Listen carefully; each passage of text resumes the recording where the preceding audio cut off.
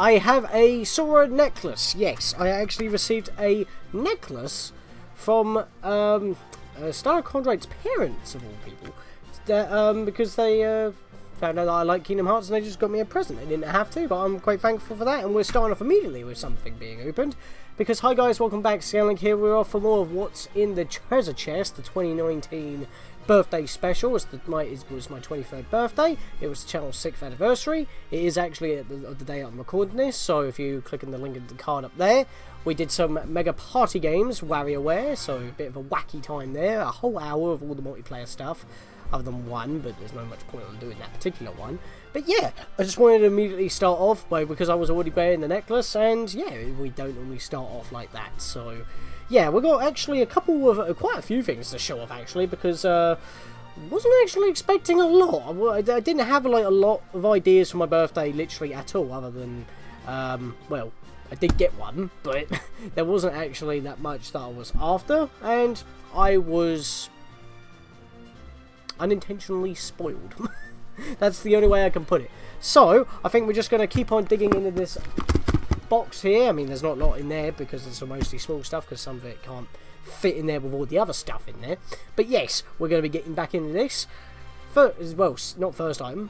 Second item.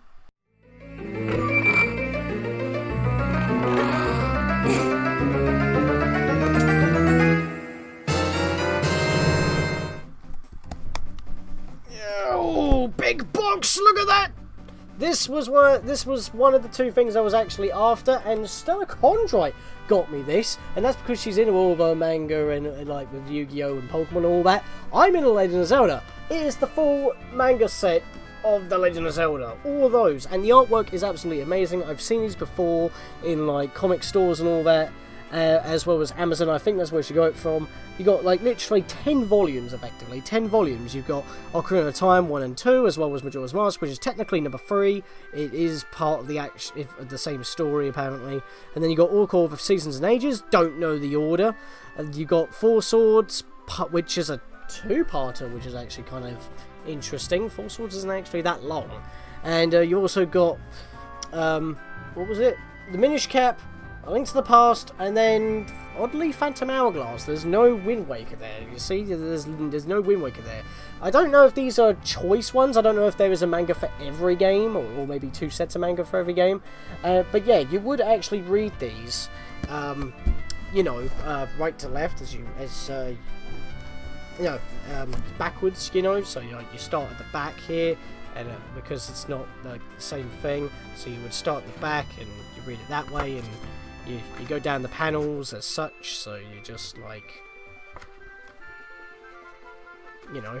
And I love the artwork. I mean, look at this sort of stuff. You see how cute Link looks here. It's unbelievable. And then you got like little chibi models here, and then you got much more, you know, like the kind of manga style you would come to expect. It's pretty cool, and some of the artwork, some of the panels actually mimic some of the official artwork.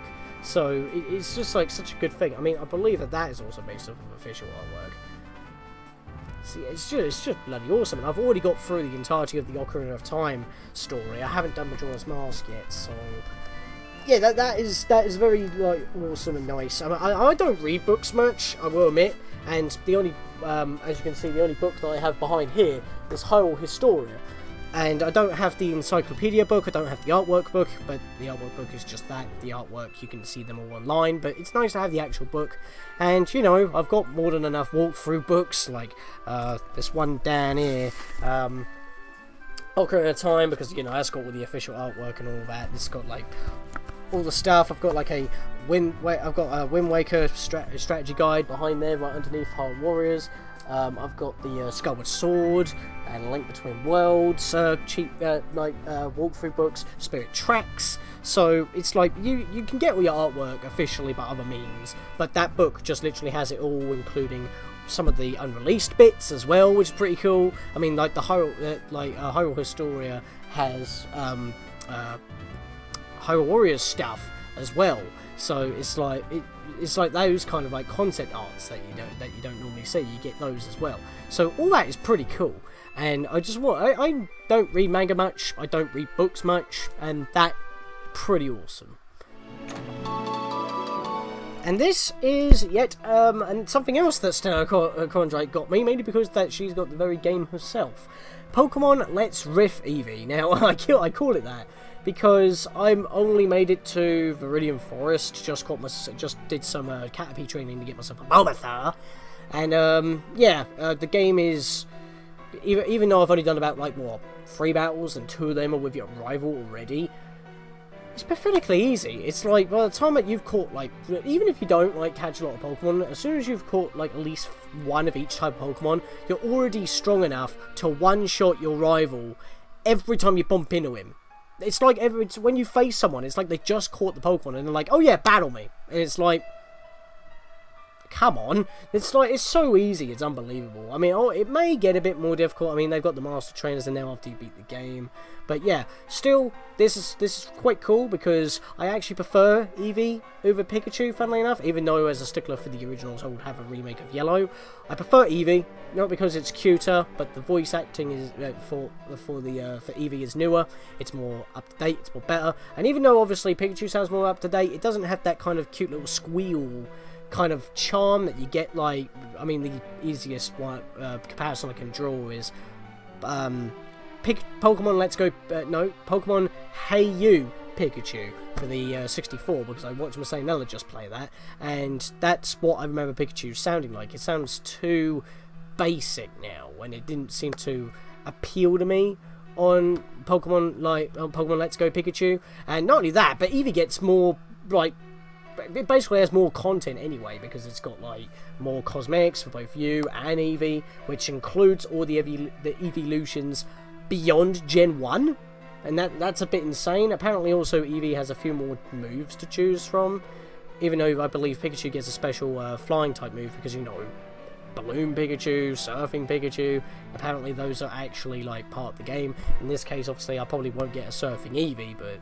you know, it seems to me that Let's Go Eevee's the superior version, and in a way that makes a bit of sense, because people who like the original like Pokemon Yellow would go for a direct remake. But you know, for those people who always wanted to actually start with your rival's Eevee, there you go. Obviously, it's not your rival's Eevee. This was actually the second thing that was on my list, and I've been meaning to get it for quite a while.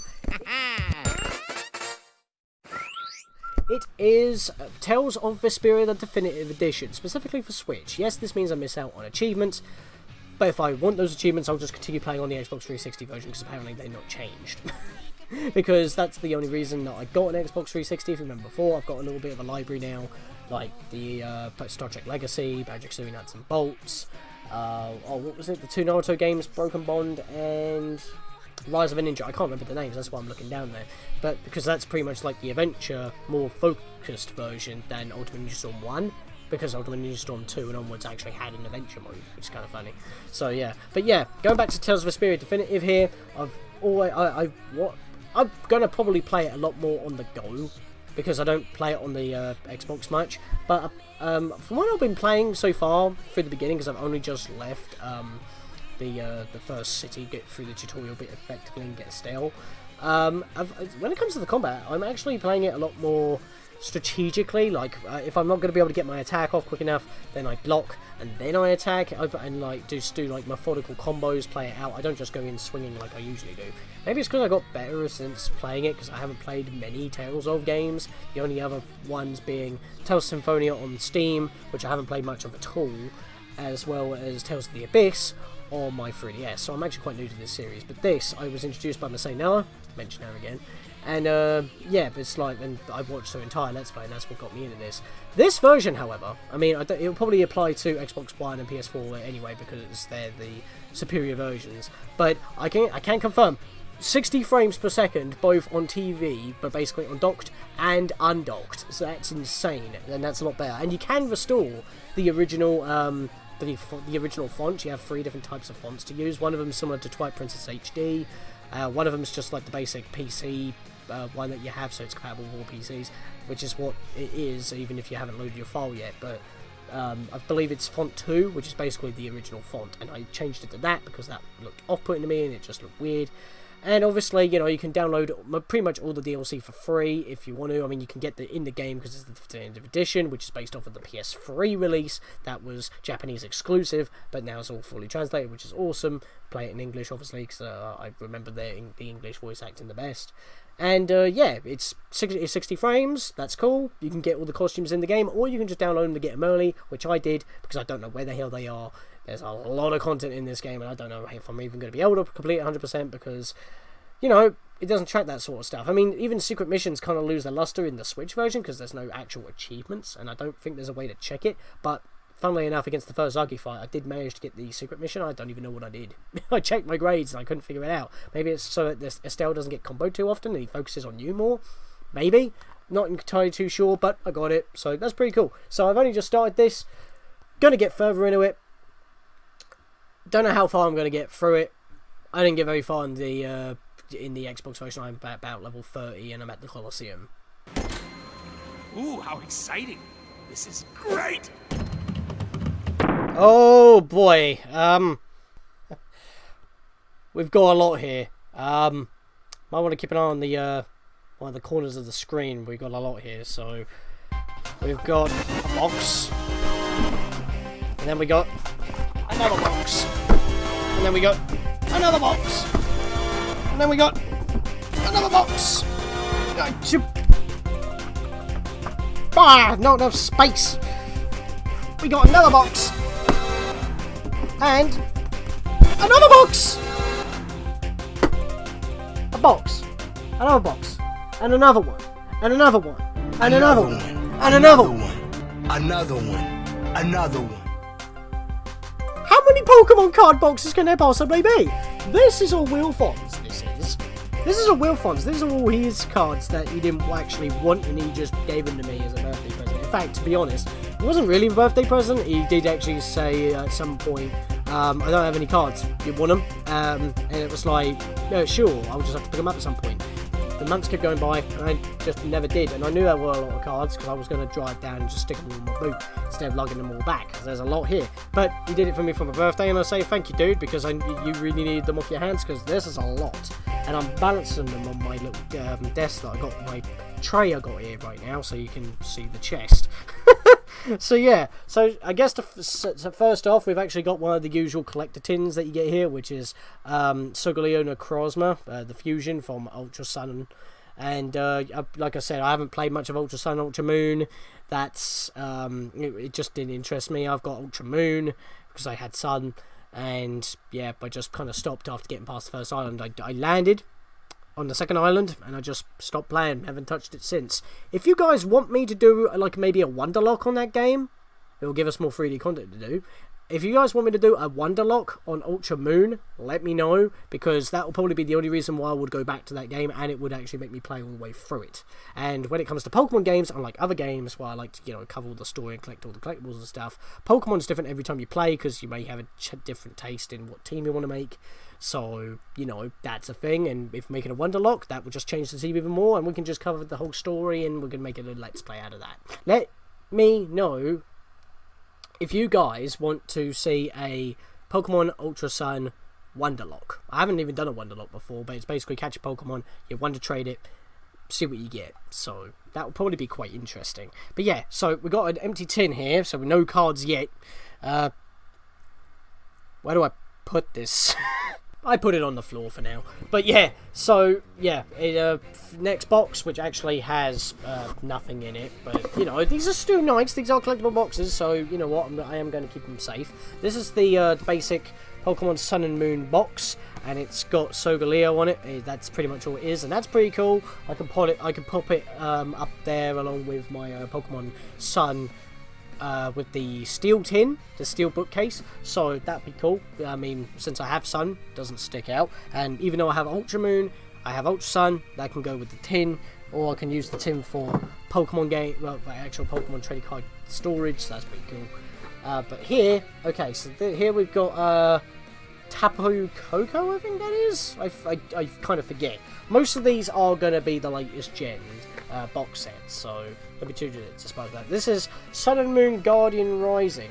Now here's the thing, that's only the box. I don't think the cards are, you know, well, they probably within that generation set, but they're definitely not, well, I'm pretty sure they're not from those sets themselves, because there's, like, no rhyme or reason for these cards. It's literally just, like, you know, it's just cards. It's literally just cards. So what I could probably do is just go through these a bit quick. I haven't actually searched through these yet. I thought I would do this on screen, but now I just realised pretty much every box, other than one and a tin, has cards in it, and they're probably all filled to the brim.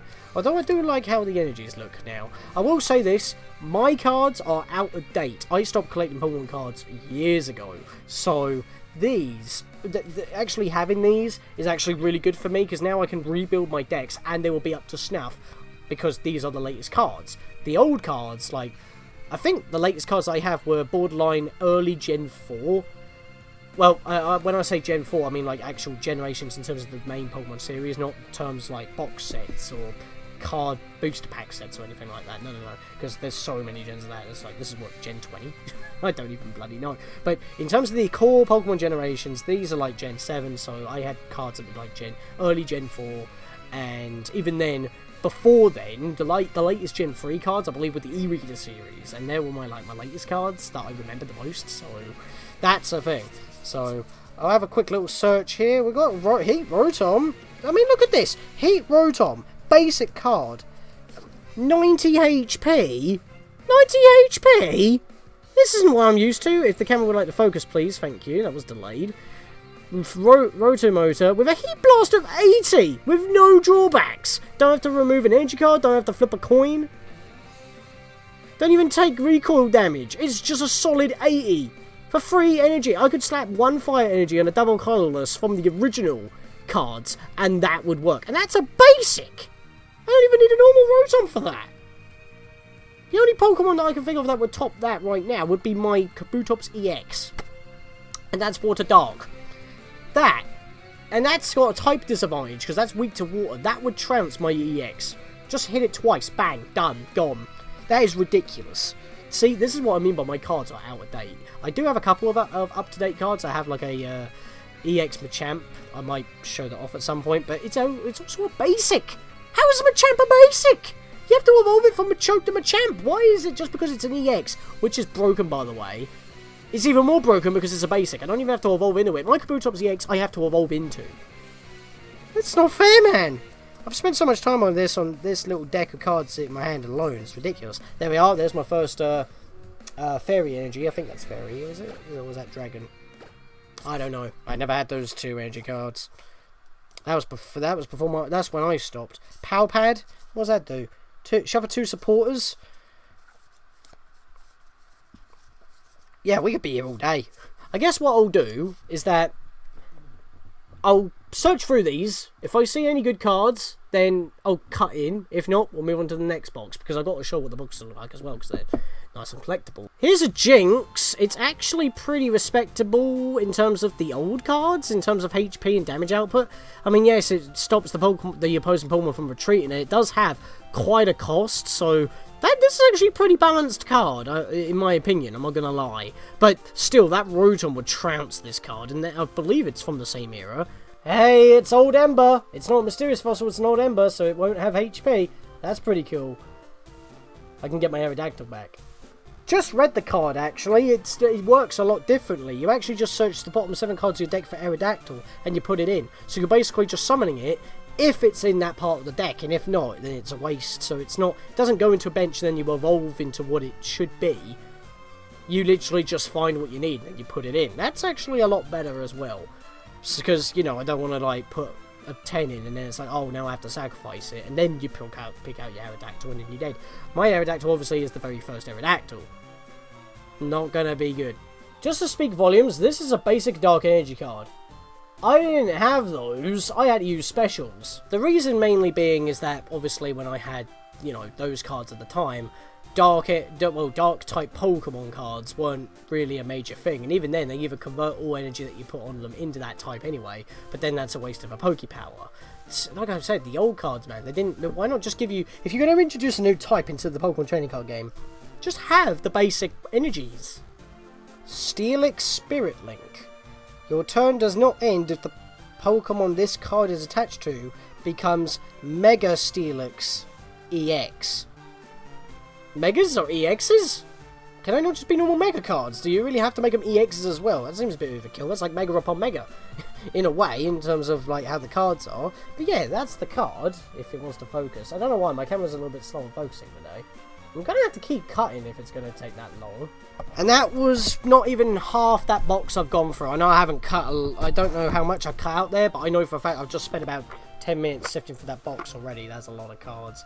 So I don't think I'm going to be searching for any cards anymore unless I'll just grab like the first lot, and if I see any good cards I'll point those out. So yeah, that's that box done. But now we still got Sun and Moon Shining Shadows. So this is just Necrozma, I believe it. I think that's the name of the Pokemon. So it's a nice little box. We'll pop that open.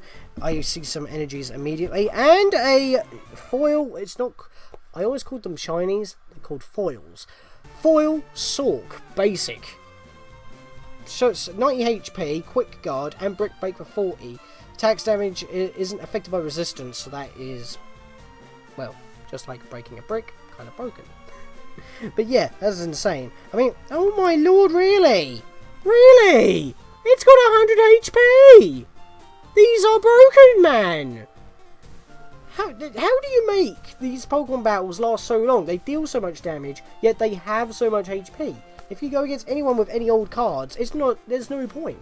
I learned that with Meryl, because you see, the thing is, when I was fighting with my cards with Meryl, even though all my decks are very shittily, but at the same time custom built, he just buys one in the store, not even edited, transfers me, and that was like the electric helioptile set. Yeah, feels bad, man. Feels bad. Just had a quick little look through that box. I will say, these cards, Will, you've kept these in really good nick. I mean, you've done a better service to these cards than I have with my ones in the past. Not only are they old, but they are dinged up. They've got writing on it with pen. It's friggin' terrible. And some of those are like first issue. What was I doing as when I was young? You can slaughter me in the comments. I don't mind. I'm telling you the truth. I was terrible. But I've matured. I like to think. If anything is any indication with these videos, I have no idea. Hello, Rayquaza. As soon as I open up this box, hello. You're a normal Rayquaza, but that is stupid. That is better than my Rayquaza, I'll tell you that much right now. Look at that, 120 HP. My one's only got 80. Turbo Storm 30. Dragon Claw with no drawbacks or stipulations, just a solid 80 damage. I think my one only does about 20 damage, and that's if I have like 2 energy cards. And I think it does like an extra 20 if I have like an electrical fire energy on it or something stupid. And it has Poke Power. But this one has got no Poke Power, and yet it's got more HP, does more damage. And Turbo Storm, 30 attack move with 2 energy. Attach 2 basic cards to basic energy cards to one of from your discard pile to your bench Pokemon. So not only do you do damage, but the stipulation is that you gain 2 energies from your discard pile. That's ridiculous. To one of your benched Pokemon. So you just have that out, and not only is it support, it's dishing out the damage. I don't believe it. This is ridiculous. Energy Lottery. Look at the top 7 cards of your deck. You may reveal an energy card you find there and put it into your hand. Shuffle the other deck. So basically that's basically that's a Pokemon Center, but if you see an energy within those first 7, you get to keep it. It is basically a Pokedex plus 2. That's insane, and it's basically like an energy search for the top 7. The box I was checking was the X and Y or Ancient Origins box. That's, well, yeah, got Unbound Hooper. And I've never owned the original. I've never caught an original Hooper, so that's a thing. So I don't know what that says about me as a Pokemon player, but there we are. I mean, like I said, I haven't been into it much. And we've got the last Gen 6 box here, X and Y Roaring Skies, which has Mega Rayquaza on there. Which, to be honest, I am a fan. I'm just a bit of a shame that it's just a shame that the box is a very dark, greyish green, like instead of like an actual good green. I mean, it is green in the light, but I don't know if you can see that in the webcam. It looks more grey and blackish. But, to be honest, it's not a very striking green. Anyway, let's have a quick little look at the cards at the top here and see what we got. Oh, hang on a moment. Look what we have here. We have one of the Series 1 re-releases. You can tell because the text isn't exactly the same, and obviously the design isn't the same as an updated card like the Stratini here, which by the way looks pretty awesome. It is actually a dragon type as well. That is the dragon type symbol. So yeah, 60 HP, Signs of Evolution, which basically search for another Dratini, and then Tail Smack of 10. So funnily enough, that's actually on par with like these old original cards, or in this particular case, this is a re-release card, probably from like the Origin series. So that I think that's what it's called, because that's clearly old design. I mean, I recognise the art, the basic is the same symbol, HP is a bit odd, and even like the layout of the text and all that. However, the difference between these re-releases and the original is that the HP is not in red.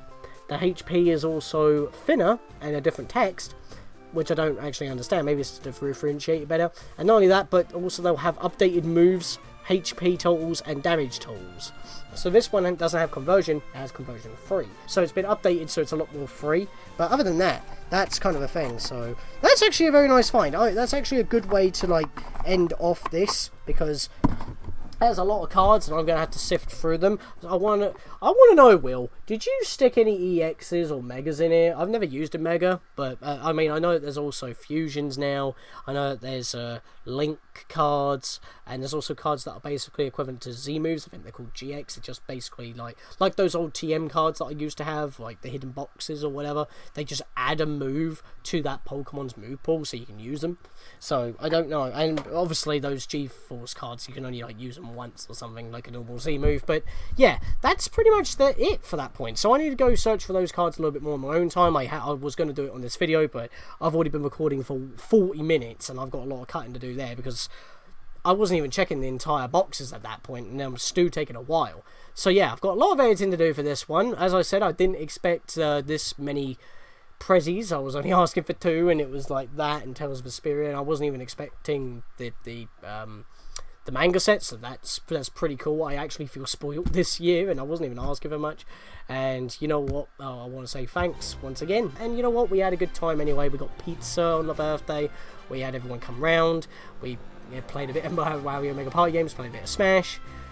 We were going to play a bit of Super Mario Party. We didn't have the time for that because of food, and we also watched a bunch of YouTube videos. As per usual, we were watching someone building stuff in Roller Coaster Tycoon, making a blender. I don't know. I don't play those kind of games. Don't play simulators much. But yeah, so that's the end of this this birthday edition of What's in the Treasure Chest. Hope you guys stick around as we finish off Spyro 3 Reunited, the entirety of the Reunited trilogy. It's been a long time coming. It's taken a lot longer, but you know, life gets in the way and stuff like that. So I hope you'll stick around for that, as well as the rest of the Ocarina of Time randomizer that we've got going on right now. Once I meet up with Meryl, we should only have one more recording session to get through that. And I'm still working on that little Shantae review / retrospective / remake suggestion experiment that I'm working on. Haven't actually started editing yet. I haven't even done the webcam pieces yet, but I'm getting on to that. So that's all the stuff that you're looking forward to at this point. This video is way too long to have like any kind of news segment, so I'm just squeezing it at the end here. So you know what? With that, guys, I'll see you guys in the next video that we do, be it either Spyro Reignited, Ocarina of Time randomizer, or maybe even that Shantae video when it comes out. Till then, I'll see you guys next time. Happy anniversary for the channel.